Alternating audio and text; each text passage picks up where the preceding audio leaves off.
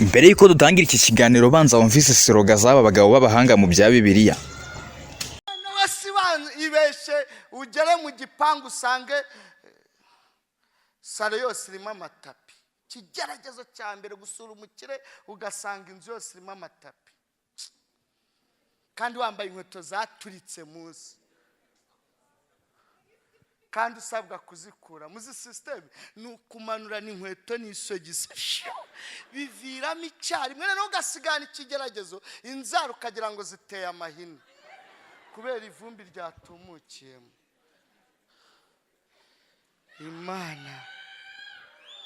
Ntabwo Imana izabaza umuntu kawungaye, ntabwo Imana izabaza umuntu masomati yagiye mu nda, ntabwo Imana izabaza umuntu ji wanyweye, izakubaza izo wahaye abandi. Imana ntizakubaza ibyo mfite muri garderobe, Imana izakubaza abo wanditse. Bakubenze witakaza ibyiringiro, si we wa mbere babenze, nanjye barambenze. Urabona hari icyo mbaye se azi kubengwa bibabaza.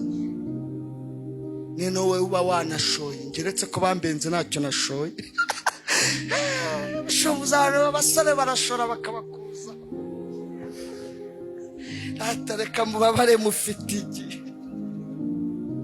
Muba mwanashoye mwaguze za mitiyu, mwashoye mwabajyanye muri Expo, naho nje namuhaye agahumbi konye. Mwana ishimwe katambenze. Wona haya agahumbi ariko wona kuzagaho we wambenze. Yarangaburiraga yanamusuraga, yamagana igikoma nk'inywera. Ubuzima nari mbayemo yarabuze. Najya gutaka mu tuzi twisabune nkajya kwifurira, twa dusabune tuba turi gushira. Yabaga kwa nyirasenge. Tubabwiza ukuri, ntugashore gusa utamubwije ukuri. Ntanakubenga amenye uwabenze, ntanakwemera amenye uwo yemeye. Byo kujijisha mwagiro n'ishamusha ntuyimare. Yisekura amenye ko urya,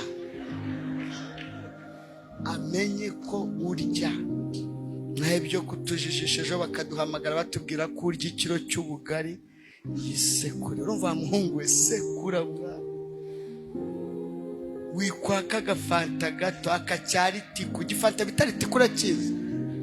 Ebana kubite seka avuga ati kabisa bogari iri kwindambagiza. Ebana irasekura kabisa, irasekura sekura mwana ko ari handana yazagukuza wanabisize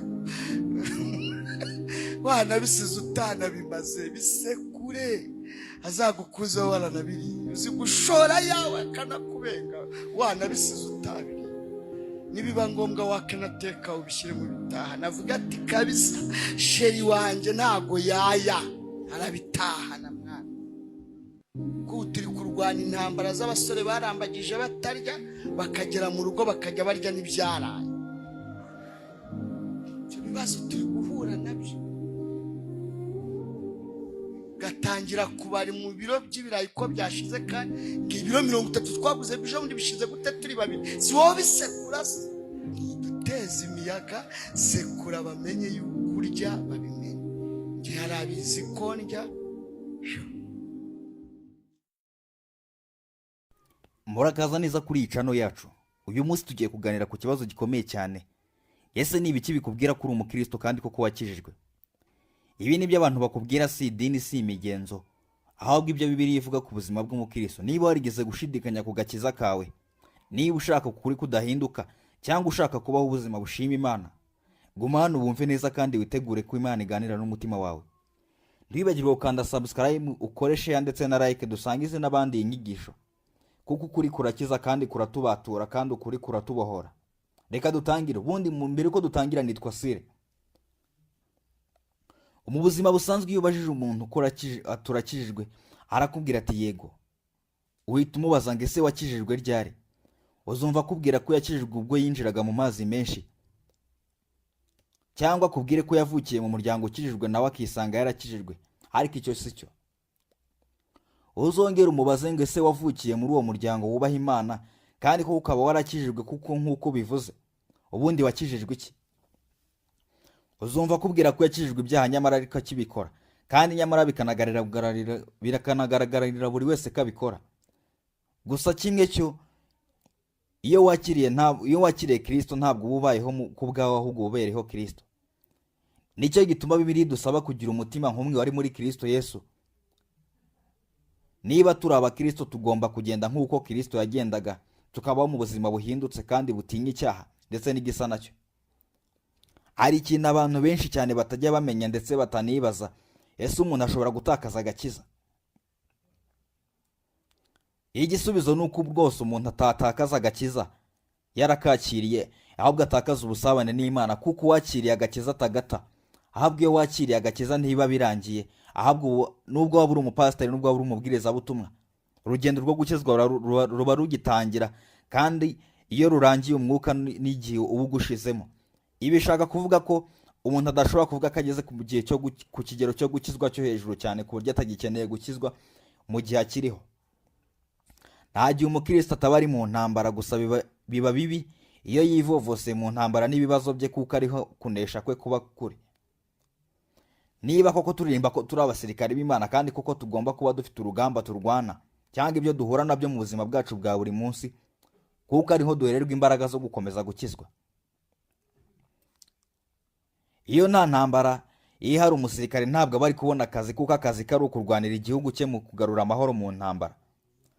Hagomba kubaho urugamba kugira ngo umusirikare abone kurwana neza kandi abone icyo ahemberwa. Muri iyi minsi usanga umuntu wese yivovotera cyane ko ahura n'ibibazo byinshi cyane kurusha n'abandi, ariko nyamara ijambo ry'Imana mu byahishuriwe Yohana umutwe wa 3 hoho hatugaragariza ko unesha ari uzambikwa ikamba ry'ubugingo ry'Imana yasezeranyije abayikunda. Kandi nanone nk'uko handitswe ngo bose bakoze ibyaha ntibashyikira ubwiza bw'Imana, ni nako rwa rugamba turwana rwa buri munsi, cyangwa se urw'urwana we uzi urwiyitaho, urwitayemo neza, aribwo uba urimo ugenda ukizwa ku kigero gishimishije, kuko si byiza ko abantu bose bakura mu gihagararo ariko bakaba ingwingire mu ijambo ry'Imana. Nitwa Sire, reka dukomeze ikiganiro cyacu. Tugiye gutangira twibaza ngo ese ubundi umukristo ari iki? Ubundi wiyubaka ubajije ngo uri umukristo, cyangwa se ukumva ijambo ngo umukristo, ubundi wowe wumva umukristo ari iki? Umukristo ni umuntu wizera Yesu Kristo, akemera ko ari umukiza n'umwami we mu buzima bwe, kandi akagerageza no kubaho akurikiza inyigisho n'ingeso za gikristo. Mu magambo arambuye, umukristo ni uwizera Kristo, yizera ko Yesu ari umwana w'Imana wapfuye ku musaraba akazuka kugira ngo akize abantu ibyaha byabo. Yohana ku mutwe wa 3 umurongo wa 16 ati: kuko Imana yakunze abari mu isi cyane, bituma itanga umwana wayo w'ikinege, ngo umwizera wese atarimbuka, ahubwo ahabwe ubugingo buhoraho bw'Imana yasezeranyije abayikunda. Umukristo akurikira inyigisho za gikristo, ntibiba ari ukuvuga gusa ngo ndizera, ahubwo ni ukubaho ko Yesu Kristo yigishije, gukunda, kubabarira no kuvugisha ukuri, no kwitandukanya n'ibibi byose. Niba tubaho, dukwiye kubaho tubereyeho Kristo. Soma neza Matayo igice cya 7 umurongo wa 21 urabisobanukirwa neza. Umukristo ahinduka mu mutima we no mu migenzo. Kwemera Kristo bizana kwihana no kuvuka ubwa kabiri. Bigahinduka uko umuntu atekereza n'uko abaho n'uko afata abandi. Ahangaha tugarutse ku ngingo yo gutekereza yo kuvuka bwa kabiri. Abantu benshi bazi ko kuvuka bwa kabiri ari ukubatizwa, ariko nyamara umubatizo wonyine wo mu mazi gusa ntago wagukuramo ibyaha cyangwa ngo uvuge ko wavutse bwa kabiri. Ibi ngibi bigaragaza neza ko umuntu avuka bwa kabiri mu gihe yemeye kuyoboka Yesu Kristo, akemera kuva mu nama mbi z'ubushuko. Ndetse kandi bikajyana no kubatizwa mu mazi menshi, ariko kubatizwa mu mazi menshi bitajyanye no kwihana ntacyo biba bimaze. Umukristo abaho mu rukundo no mu butungane. Ikimenyetso nyamukuru cy'umukristo si idini gusa, ahubwo ni urukundo. Niba uri umukristo amenya ko ukaba utagira urukundo, amenya ko ubwo bukristo bwawe bushidikanywaho. Umukristo ni umuntu wemeye Yesu Kristo, akamwizera, akamukurikira, kandi akamugira icyitegererezo cy'ubuzima bwe bwa buri munsi. Itandukaniro riri hagati yo kuba umukristo no kuba umunyedini. Umunyedini ni umuntu uwo ari we wese ushyira imbere gahunda z'idini n'imigenzo yaryo, ariko muri we nta mwuka w'Imana umubamo. Ubundi ishusho wambaye yitwa umubiri igira uruhare runini cyane mu kugaragaza uwo uri we dushingiye kuri kamere yawe. Burya nta muntu wakinjira mu kabari k'inzoga ngo asabe icyayi, cyangwa ngo ajye ku musigiti asaba akabenzi, ahubwo yinjira ahantu bitewe n'uko ahabona icyo ashaka. icyo bishaka kuvuga ni uko wowe ubwawe uko ugaragarira abantu imbuto wera nibyo bituma bakugana bitewe n'icyo bagushakaho. Icyo nicyo cyitwa kubaka ubuhamya bwiza muri sosiyete. Ese ni ibiki byerekana ko uri umukristo wakijijwe koko? Nawe wumve niba ubyujuje, umenya aho uhagaze. Ushobora kuba utanahazi neza ugendera mu munyenga gusa. Ugomba kuba wizera Yesu Kristo nk'umukiza wawe. Si ukwizera idini cyangwa itorero cyangwa imigenzo, ahubwo ni ukwizera Yesu Kristo wakubambiwe ku musaraba i Golgotha kubera ibyaha byawe. Abaroma ku mutwe wa 10 ku murongo wa 9 kugera ku wa 10 haravuga ngo niba tuza akanwa kawe uvuga ko Yesu Kristo ari umwana w'Imana ukizera mu mutima wawe ko Imana yamuzuye uzakira. Ingingo ya kabiri kandi, warahanze amaso ku kwihana nyakuri. Warakiriye Yesu Kristo bivuye ku mutima, wanga icyaha nubwo ushobora gutsindwa rimwe na rimwe. Kuko ibyakozwe n'intumwa igice cya 3 umurongo wa 19 haravuga ngo abo nkunda bose ndabacyaha nkabahana ibihano. Rero ugira umwete wihane. Ingingo ya gatatu ivuga ko uyu muntu wamenya Yesu Kristo ugomba kufita amahoro n'Imana mu mutima wawe. Ntabwo bagwa gucirwa urubanza kuko uzi ko Yesu Kristo yakubabarijwe. Ibi kandi bikaba bitandukanye n'abantu bavuga ko Yesu Kristo yatambwe rimwe gusa ngo biba bihagije ko ibyaha byacu byose bikuweho kugira ngo tugume mu rugamba rwo kwihana no kwiyeza. Twibukiranye ko nta muntu ubasha kwihana, ahubwo icyo usabwa wari ukwemera intege nke zawe, ukemera ko uri umunyantege nke, hanyuma Imana ikazikabana nawe mu mutima wawe. Nuko ubwo twatsindishijwe no kwizera dufite amahoro ku Mana kubw'umwami wacu Yesu Kristo. Ibi kandi bikaba bigaragara mu Baroma ku mutwe wa 5 ku murongo wa 1. Ijambo ry'Imana riba ingenzi mu buzima bwawe, urarikunda, urarisoma kandi rikakugira inama mu byemezo byawe. Niba kandi ibi byose utabibona kuri wowe, bigaragare ko ufite ikibazo cyane mu byerekeranye n'imikirizwa yawe ndetse n'agakiza. Uracyafite urugendo, uracyafite ibintu byinshi byo kwiga mu buzima bwawe. Ufite inyota yo gukora ibyiza no kwanga ibibi, ibyaha warahora gukunda bikakubabaza. Ufite umutima nama uguhamiriza iyo wibeshye mu kintu runaka. Niba ushobora gukora ikintu kibi ntiwumve umutima nama wawe ugucira urubanza, wagezeyo kera. Ndavuga kuri uwaso Satani, ariko nyamara hari ibyiringiro kuko nawe waba umwana w'Imana. Iyo dusomye Abagalatiya ku mutwe wa 5 umurongo wa 13 kugera ku wa 17 haravuga ngo ndababwira ukuri ngo muyoborwe n'umwuka, kuko aribwo mutazakora ibyo kamere irarikira. Urukundo ku bandi rukura mu mutima wawe. Niba utagira urukundo, ukunda abantu bose kimwe, abanzi bawe n'abakugirira nabi, urukundo ni ikimenyetso cy'ukwizera kwa nyakuri. Yohana wa mbere umutwe wa 4 ku murongo wa 7 kugera ku wa 8 haravuga ngo bakundwa dukundane kuko urukundo ruva ku Mana. Umuntu wese ukunda yabyawe n'Imana, udakunda ntazi Imana kuko Imana ari urukundo. Ubuzima bwawe bwose bugenda buhinduka kurushaho kuba bwiza. Imbuto z'umwuka wera nubwo atari ako kanya zigaragara. Urukundo, ibyishimo, amahoro no kwihangana, ubugwaneza no kwifata no kwizera, nk'uko byanditswe mu Bagalatiya mu mutwe wa 5 umurongo wa 22 kugera ku 23. Ugomba kuba ugendera mu kuri no mu mucyo. Nukiba mu buryarya, mu magambo no mu nkozi z'ibibi, wirinda gucukubiri n'Imana, ufite umutima wahagizwe no gushaka Imana, guca bugufi aho watandukiriye n'ubwiza bw'Imana bukakugarukira. Yohana umutwe wa mbere kugira umurongo wa 7 kugera ku wa 9. Anga icyo nakubwira cyo, ntago dukizwa n'imirimo yawe, ntago dukizwa n'imirimo yacu myiza. Imirimo yawe myiza ntago yabasha gukiza, ahubwo ukizwa n'ubuntu bw'Imana binyuze mu kwizera Yesu Kristo. Abefeso umutwe wa 2 ku murongo wa 8 kugera ku wa 9. Ikindi kandi hari abashakashatsi n'abigisha ba Bibiliya bazwi cyane mu mateka baganiriye ku kibazo cyo kumenya ko umuntu akijijwe, bagashingira ku byanditswe byera. Dore bamwe bazwi cyane n'ibitekerezo byabo n'ibi bikurikira. Umugabo wa mbere hano twabasha kuvuga n'umugabo bita Augustine Hippo. Yigishije ko agakiza ari ubuntu bw'Imana atari imirimo y'umuntu. Yavuze ko impinduka mu mutima n'urukundo biva ku Mana, ari byo byerekana ko umuntu yakijijwe. Yagendeye cyane ku Baroma umutwe wa 5 umurongo wa 1 n'Abefeso igice cya 2 ku murongo wa 8 kugera ku wa 9. Uwahawe ubuntu bw'Imana ahinduka mu mutima we mbere na mbere. Umugabo bita Martin Luther mu 1983 kugera 1546 niho yabayeho. niwe washyize imbaraga ku ihame rivuga ko ukiranuka azabeshwaho no kwizera. Abaroma umutwe wa mbere ku murongo wa 17. Yavuze ko umuntu amenya ko yakijijwe binyuze mu kwizera Yesu Kristo, atari mu byiyumvo cyangwa mu migenzo. Nta gushidikanya ku gakiza iyo umuntu yishingikirije Kristo wenyine. Umuntu wa gatatu twavuga ni umugabo bita John Calvin mu 1559 kugera mu 1534. Yigishije ko umwuka wera ari uhamya mu mutima w'umwizera ko ari umwana w'Imana. Yagaragaje ko imbuto z'umwuka wera ari ikimenyetso cyo gukizwa. Yagendeye ku Baroma umutwe wa 8 ku murongo wa 16. Ati niba umwuka wera aba muri wowe, ubuzima bwawe buba buhinduka. Umugabo twavuga ku mwanya wa 4 bamwita John Wesley, wabaye mu 1773 kugera mu 1791. Uyu mugabo yigishije ko ubuhamya bwo mu mutima w'umuntu cyangwa icyo twakita assurance of salvation. Wowe ubwawe niba warakijijwe, ugomba kuba umutima wawe biguhamiriza neza kuri umukristo, kandi ibyo bikagaragarira mu buzima bwawe. Gukizwa ntibiguma mu mutwe gusa, bigera no mu mutima.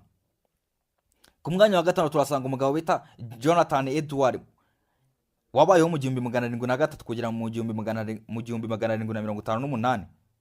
Uyu mugabo yashimangiye ku kwizera nyakuri ari uguhinduka cyangwa guhindura uko umuntu akunda cyangwa n'ibyo umuntu akunda, uko yiyumva n'uko abaho. Niba ukunda gusambana, kubeshya no kwiba ndetse n'izindi ngeso mbi zose, tuzi yuko ari ikizira ku Mana, ukwizera kwawe kuba kwarapfuye rwose. Rero iyo wizera Kristo, ibyo byose wakundaga kwivurugutamo urabireka, ahubwo ukayoboka inzira isanga Yesu Kristo. Ugomba kandi kuba waritandukanyije n'ukwizera kw'amagambo gusa adafite imbuto. Iyo agakiza ari nyakuri kagira icyo gahindura mu buzima bwawe. Umugabo bita Thomas Aquinas ku mwanya wa 3 yavuze ko ubuntu bw'Imana bukorana n'ubushake bw'umuntu bigatanga ubuzima bushya. Uyu mugabo kandi yashimangiye ko urukundo cyangwa icyo twakita charity ari ikimenyetso gikomeye cyane cy'ubumuntu buri mu gakiza k'Imana. Uwiyeguriye Imana abigaragaza neza mu rukundo.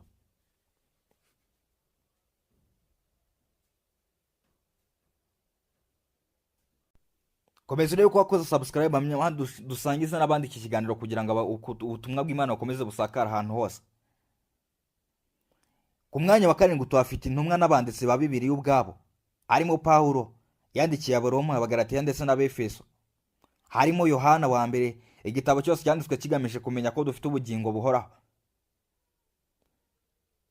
Hari abantu benshi cyane bajya bavuga ko Imana idakorera ko Imana idakora kandi kitabaho kubera ko agakiza kabo ari ntako, kandi bakaba batemera imbaraga z'Imana. Nyamara iyo bahuye n'ibibazo bitabaza bamwe bavuga ko bataye umutwe basenga, nyamara ari ukutamenya. Nyumva neza, dore ndaje nkuzaniye ibisubizo by'ibibazo wibaza. Dore ibimenyetso bisobanutse kandi byumvikana bimwe bigamije ko kwiga Bibiliya ari ibintu by'ingenzi cyane kandi bifite inyungu ku mukristo wese. Hari ibintu byinshi byerekana ko Imana ibaho kandi ndetse bishobora no guhamiriza bene abo ngabo bakomeza kuyihakana. Hari nk'ikibazo kibaza ngo ese iyo urebye isanzure wibwira ko ryaremwe nande? Ese ubona rifite intangiriro cyangwa rirangirira he? Aho ritangira cyangwa rirangirira? Imana umuremyi wa byose niwe wabikoze. Uburyo ibintu byose biteguwe neza, order and design. Isi n'isanzure byubahiriza amategeko adahinduka, physics, mathematics, byateguwe neza bigira umuteguro. Iyo urebye ubona imbaraga za muntu zabasha guhanika izuba cyangwa ukwezi. Ese nta kintu ubona iyo umuntu apfuye, nta mbaraga z'umuntu zamusubiza ubuzima? Ubumenyi bwerekana ko ubuzima buturuka ku buzima, Imana yonyine niyo buzima. Ibyo bituma twemera ko watanze ubugingo ari Imana yonyine, mu byakozwe n'intumwa ku bice 17:28. Umutima nama w'umuntu kandi nawo abantu bose bazi icyiza n'ikibi. Iyo voice yo mu mutima wabuze ituruka hehe? Hari abantu benshi cyane bibwira ko umutima nama wabo, cyangwa se niba uri kumva mu mutima wa hari ikintu uri kukubwira, bakibwira ko ibyo ngibyo byaturutse ku mashuri biza cyangwa se ku buhanga bafite. Reka yerekana ko hari ugenga umubiri wawe, nubwo bwose yatureka tukitwara uko dushaka. Amategeko y'icyiza n'ikibi, yo hatari Imana nta cyiza nyakuri cyabaho. Kuba twemera ko hari ikibi n'icyiza byerekana umucamanza w'ukuri. Kuba ufite inyota yo kuramya cyangwa se inyota yo kuramya iri mu bantu bose, ese ubona ko amamiliyaridi n'ibihumbi byose birimo abisi ndetse n'impuguke by'amategeko ndetse n'ubukorikori bajya gusenga buri munsi ukibwira ko wowe wirata iki? Ntabwo abantu bose basaze, ahubwo uri mu maboko ya Satani, kandi nta mahoro uwo mwanzi azaguha. Mu moko yose, mu bihe byose, abantu barasenze kandi baracyasenga, bazanakomeza banasenge. Ibi byerekana ko hari uwashyizeho inyota yo gusenga mu muntu. Umubwiriza ku bice 3:11.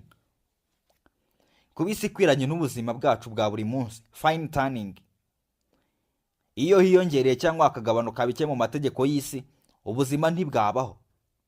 Ibi byerekana ubwenge bw'Imana. Ese niba uburabyo n'inyoni ntacyo bikwigisha? Ese iyo urebye ko ibicu bigenda mu kirere, ubona hari imbaraga z'umwana w'umuntu zabikora? Amateka ya Yesu Kristo. Kuba Yesu Kristo yarabayeho, yarapfuye ku musaraba, n'ivuka rye ndetse n'izuka rye byahinduye amateka y'isi. Ibi ntibyirengagizwa. Niba Yesu yaraje akavukira i Betelehemu, ubu akaba ari muri Palestina, kandi iki gihugu kikaba ari igihugu kizwi neza cyane, ndetse abahagera bakaba batanga ibimenyetso by'aho umwami yavukiye, ubihakana ushingiye kuki? Gusozwa k'ubuhanuzi bwa Bibiliya. Ubuhanuzi bwinshi cyane bwanditswe mu myaka myinshi cyane mbere y'uko busohora.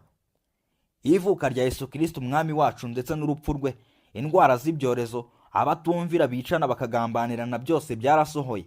Wowe ni gute utabyemera? Ukeneye kuzabona ibihano 10 cyane nk'ibyo umwami Farawo yaboneye ku gusuzugura Imana.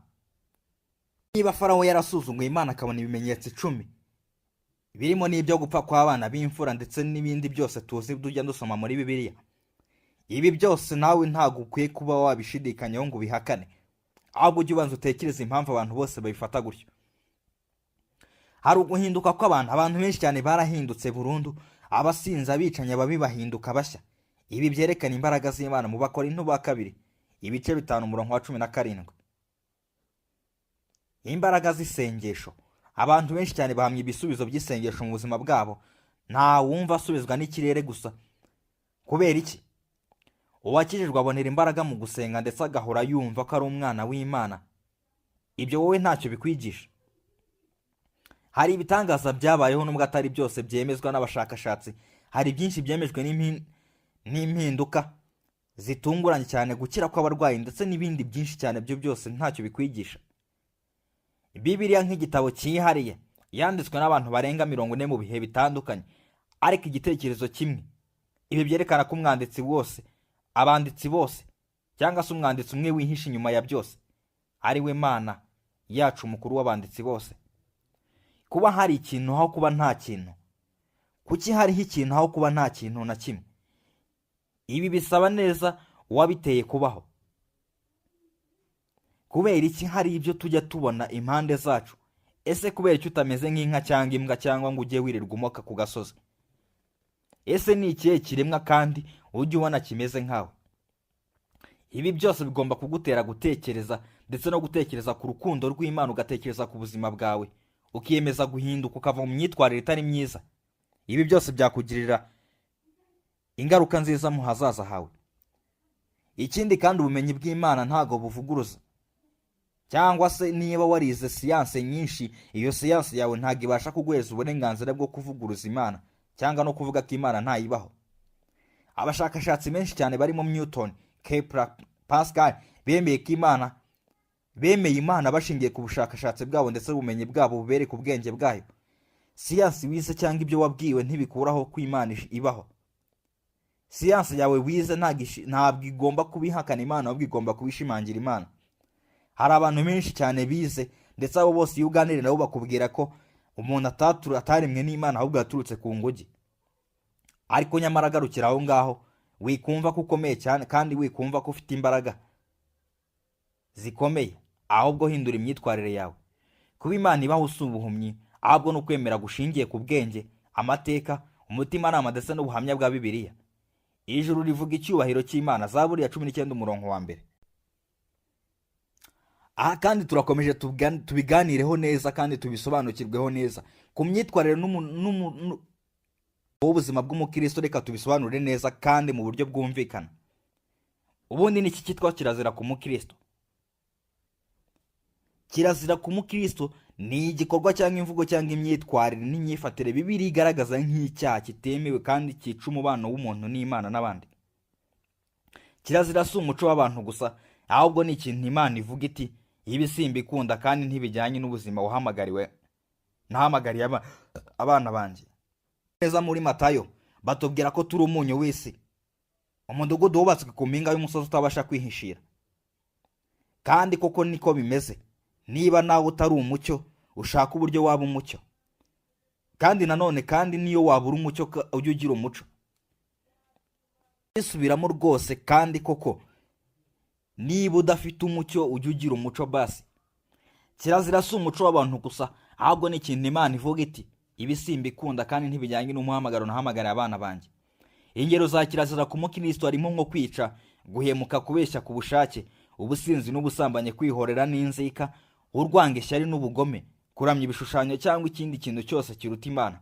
Reba Abagalatiya ku mutwe wa 5 ku murongo wa 19 kugera ku mutwe wa 21. Aha hose hagaragaza ingeso za kamere, aricyo Imana igaragaza nk'aho itagikunda cyane. Icy'ingenzi umukristo ashobora kugwa muri kirazira ariko ntiyishimira icyaha, kandi arahita yihana agasubirana n'Imana. Yohana wa mbere umutwe wa 1 kugera ku murongo wa 7 kugera ku wa 9. Niki cyitwa indangagaciro ku mukristo? Indangagaciro z'umukristo ni amahame n'imico ya Bibiliya yigisha agenga ndetse uko umukristo atekereza, abaho ndetse afata n'abandi nuko yitwara mbere y'Imana. Nizo zimutandukanya n'abandi, si imvugo gusa ahubwo no mu bikorwa. Indangagaciro nyamukuru ziranga umukristo ni urukundo, gukunda Imana no gukunda abantu bose. Ahangaha dushobora gusoma nk'igitabo cya Matayo, ubutumwa bwiza bwanditswe na Matayo ku mutwe wa 22 umurongo wa 37 kugera ku 39. Kugendera mu kuri, kutabeshya, kutaryarya no kubaho mu mucyo. Ni ukuvuga ko niba uri umukristo ugomba kugendera mu kuri, kutaryarya, ukaba kandi ubayeho mu mucyo. Ibi kandi twakongeraho no kugira umuco. Ingingo ya 3 kandi igaragaza ko iya 3 mu ndangagaciro ari ukwicisha bugufi no kwiyoroshya, kutishyira hejuru, kwemera guhanurwa. Abafilipi 2 umurongo wa 3 kugera ku wa 5. Iya 4 ni ukubabarira, kutagira inzika no kubabarira nk'uko Kristo yatubabariye. Iya 5 ni ukwihangana. Iya 6 ni ukwitanga no gufasha abandi, kugira umutima wo gufasha abakene, abarwayi ndetse n'abandi bababaye, cyane cyane abo mu nzu y'Imana. Kwifata no kwirinda icyaha, kwifata mu marangamutima yawe, mu magambo no mu bikorwa. Ahangaha kandi twavuga kugira umutima nama utari umunyacyaha, gukora ibyiza niyo nta muntu ubireba. Hari abantu benshi cyane bibwira ko mu gihe bageze ahantu batabareba bibahereza uburenganzira bwo gukora ibyo bashaka byose bitajyanye n'ubukristo cyangwa indangagaciro zo Kristo. Ariko ndakubwiye, umukristo nyakuri agomba kuba ari umukristo mu gihe ari ahantu bareba no mu gihe ari ahantu batareba. Ingingo ya 9 kandi ni ukumvira Imana, gushyira ubushake bw'Imana imbere y'ubw'umuntu. Hari abantu bagambiriye kwicira inzira, ariko ahangaha Bibiliya iratubwira ngo tugerageze kumvira. Yohana umutwe wa 14 kugera umurongo wa 15. Kugira ibyiringiro, kutarambirwa n'iyi si, ahubwo kwiringira ubugingo buhoraho. Abaroma ku mutwe wa 15 ku murongo wa 13. Mu ncamake umukristo si uwuziririza ibyaha gusa, ahubwo n'ubaka ubuzima bwe ku ndangagaciro za gikristo. Ntiwishushanye n'ab'iki gihe, ahubwo muhindurwe mugize imitima mishya kugira ngo mumenye neza iby'Imana ishaka ari byo byiza kandi bitunganye rwose. Abaroma 12 umurongo wa 2. Ibi kandi nanone tubaye dusa n'ababicumbikiye ahangaha ku ndangagaciro z'umukristo. Hari ibimenyetso bigaragarira bose iby'uko ubukristo butangiye gukendera mu muntu. Ibi kandi twabigaragaza tutangira kuvuga ku byerekeranye no guta isengesho. Isengesho rigahinduka gakeya cyane cyangwa se rigacika burundu, umubano n'Imana wawe urakonje. Mu gihe udasenga, tujye tumenya ko umuti wo kudasenga ari ugusenga. Kandi mu gihe ushaka gusenga ujye usenga, no mu gihe udashaka gusenga ujye usenga. Umuti wo kudasenga ni ugusenga. Ingingo ya 2 kandi igaragaza ko utangiye guta ubusabane bwawe n'Imana cyangwa utangiye gukendera mu gakiza no kudasoma ijambo ry'Imana. Bibiliya ikaba itakigukurura mu mutima, ugahitamo ibindi byose ukabisimbuza. Icya gatatu ni ukumva icyaha ntacyo kikubwiye cyangwa ntikikubabaze. Icyo wakora cyose ukumva ntibikubabaje bigatangira kukubera ibisanzwe. Gusuzugura no kwirengagiza icyaha, gutangira kuvuga uti abandi bo barakora. Gusuzugura no kwirengagiza icyaha, hano ugatangira kuvuga ati abandi nabo barabikora, ugakora ikintu kubera ko n'abandi bagikora, ariko ibyo ngibyo ndabikubujije. Ikindi kintu kiranga umuntu utangiye gukendera mu gakiza no kugendera ku marangamutima wo kugendera ku kuri, kwemera gusa ibiguteye kumva neza, ugahunga ukuri kukunenga. Gatandatu ni ukureka amateraniro. Niba umuntu ubona ko atakitabira gahunda z'amateraniro cyangwa gusenga n'abandi, cyangwa ukabifata nk'ibitari ngombwa, uyu nawe abatangiye kugenda apfa gake gakeya. Abaheburayo umutwe wa 10 ku murongo wa 25. Ikindi kintu cya karindwi kiranga umuntu utangiye guta gakiza cyangwa utangiye gukendera mu gakiza ni ukugira urwango, inzika n'uburakari bihoraho. Kubabarira bikakuburanira neza, ugahora ufite umutwaro mu mutima wawe. Icya munani ni ukuba indwanyi y'amakimbirane, guhora mu ntonganya amagambo mabi ndetse n'imivumo. Icya cyenda ni ugukunda isi kuruta Imana, amafaranga, ibyishimo by'isi, icyubahiro bigafata umwanya w'Imana mu mutima wawe. Ahangaha nibwo usanga abantu bayoborwa na kamere rwose mu buryo bwuzuye aho kuyoborwa n'umwuka. Kwitandukanya n'abantu beza b'Imana hari uguhitamo inshuti zigushyira kure y'Imana no kwegera abagusunikira kuyegera, aho kwegera abagusunikira kuyegera. Ku mwanya wa 11 turahasanga kubura inyota yo gukora ibyiza, ukabaho mu buzima butagifite umutima wo gufasha, kwitanga ndetse no gukorera abandi. Kureka kuyoborwa n'umutima nama wawe, umutima wawe ugaceceka ugakora ibibi byose nta kwicuza. Ku mwanya wa 13 hari ukugira ishyari ndetse no gukabya. Ku mwanya wa 14 kwiyemera ndetse no kwanga kugirwa inama, kumva ko nta muntu waguhugura ndetse no gusuzugura Imana. Ku mwanya wa 15 turahasanga ikintu cyitwa kureka kwitandukanya n'ibishuko, kwishyira ahantu cyangwa mu bikorwa bikwerekeza ku cyaha ku bushake. Ku mwanya wa 16 hari ukwigira inama yo guhindura ukuri, kuvuga ati Bibiliya ishaje cyangwa se ibyivugwa byose ntabwo ari ukuri. Gukoresha ururimi nabi, kubeshya, gusebanya ndetse no gusebya abandi no kuvuga amagambo asenya. Ibi byose ni ibimenyetso bigaragaza ko umuntu yatangiye gukendera mu buryo bw'agakiza. Kuba umunyabyaha wibona nk'umukristo, izina ry'ubukristo rigasigara ari ku mico gusa. Ibi kandi biramamaye cyane mu bapasteri ndetse n'abakristo ndetse n'abaririmbyi muri rusange, aho usanga abapasteri benshi cyane bagenda bashyiraho inyogosho zidahwitse, ariko ikibazo si izo nyogosho, ahubwo ikibazo n'ubutumwa zitanga. Ibi kandi ugasanga nanone bigira ingaruka cyane ku bantu bagikizwa vuba, kuko hari ibyo bashingiraho bakavuga ati nshingiye ku runiya ntabwo ntakizwa. Ibi kandi nanone ku ngingo ya 18 kuba umunyabyaha wibona nk'umukristo, nibyo twari tuvuze, izina ry'ubukristo rigasigara ariko imico ikabura. Ku mwanya wa 19 hari ukubura amahoro n'ibyiringiro, umutima ukaba uhora uhagaze nabi, wuzuye ubwoba n'ubwijima. Ku mwanya wa 20 nta kutifuza guhinduka cyangwa kwihana, kuba utagishaka kwihana cyangwa ukavuga uti ndukondi. Icy'ingenzi cyane, ibimenyetso byose ntibivuga ko umuntu yapfuye mu by'Imana, ahubwo byerekana ko akeneye gusubira ku Mana vuba. Uwirinda kugwa birebe neza atagwa. Cyangwa se Abakorinto ku mutwe wa mbere ku murongo wa 15, umutwe wa 10 ku murongo wa 12 niho havuga ngo uhagaze yirinda atagwa. Ubukristo si ikintu gihita gitakara rimwe.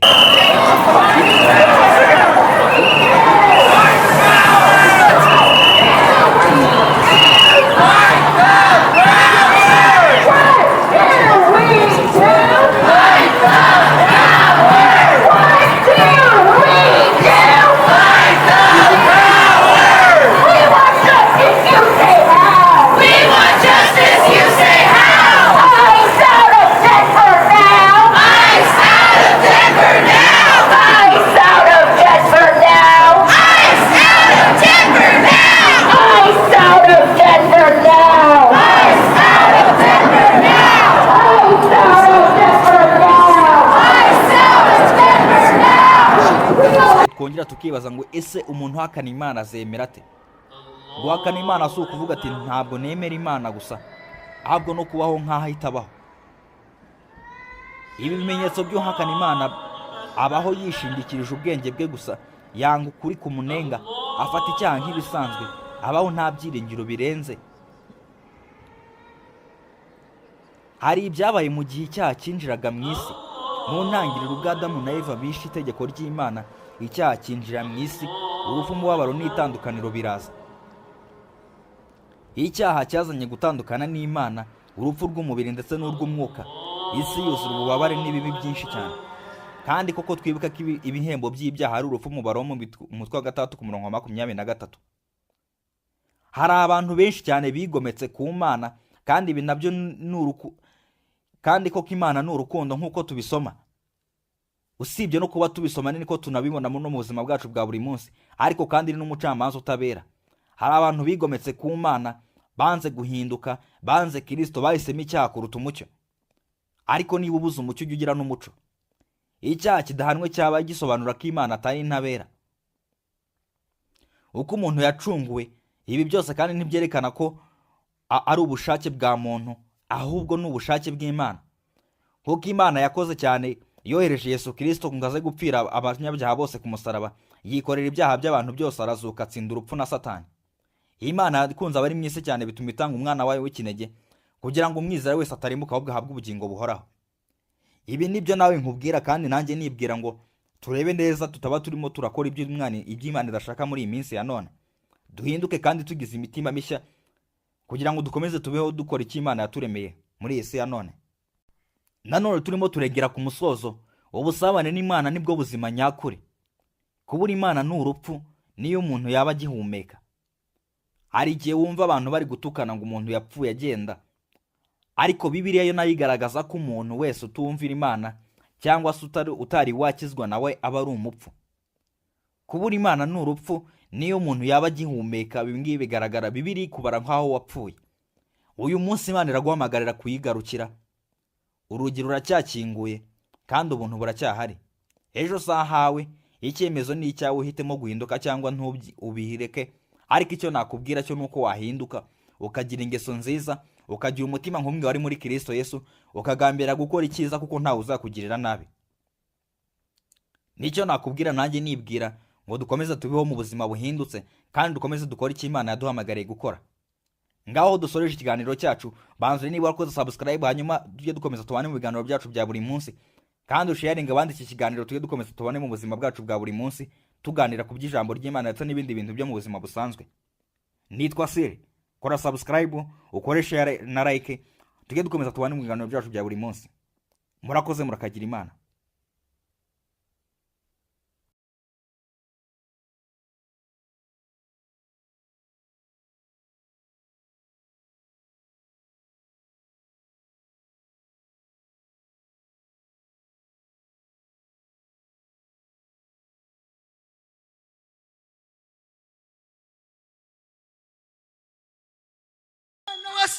Ibeshe ugere mu gipangu usange salo yose irimo amatapi. Kigeragezo cya mbere gusura umukire ugasanga inzu yose irimo amatapi, kandi wambaye inkweto zaturitse munsi, kandi usabwa kuzikura. Muzi system ni ukumanura n'inkweto n'isogisi, biviramo icyari mwe no ugasigana ikigeragezo, inzara ukagira ngo ziteye amahina kubera ivumbi ryatumukiyemo. Imana ntabwo Imana izabaza umuntu kawunga, ntabwo Imana izabaza umuntu masomati yagiye mu nda, ntabwo Imana izabaza umuntu ji wanyweye, izakubaza izo wahaye abandi. Imana ntizakubaza ibyo mfite muri garderobe, Imana izakubaza abo wanditse. Bakubenze witakaza ibyiringiro, si we wa mbere babenze, nanjye barambenze. Urabona hari icyo mbaye se, azi kubengwa bibabaza. Neno we uba wanashoye, ngeretse ko bambenze ntacyo nashoye. Shobuzaro abasore barashora bakabakuza. Atareka mubabare mufite iki, muba mwanashoye, mwaguze za mitiyu, mwashoye, mwabajyanye muri Expo, naho nje namuhaye agahumbi konye. Mwana ishimwe katambenze. ubona haye agahumbi ariko ubona kuzagaho niwe wambenze. Yarangaburiraga yanamusuraga, yamagana igikoma nkinywera. Ubuzima nari mbayemo yarabuze. Najya gutaka mu tuzi twisabune nkajya kwifurira, twa dusabune tuba turi gushira. Yabaga kwa nyirasenge. Tubabwiza ukuri, ntugashore gusa utamubwije ukuri.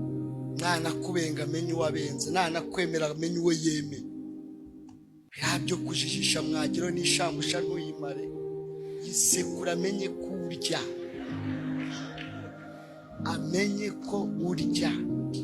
Nahe byo kutujijisha ejo bakaduhamagara batubwira ko urya ikiro cy'ubugari. Yisekure. Urumva muhungu we, sekura bwa wikwaka agafanta gato akacyari tiku. Gifanta bitari tikura cyiza ebana kubite seka. Avuga ati kabisa bogari iri kwindambagiza ebana. Irasekura kabisa.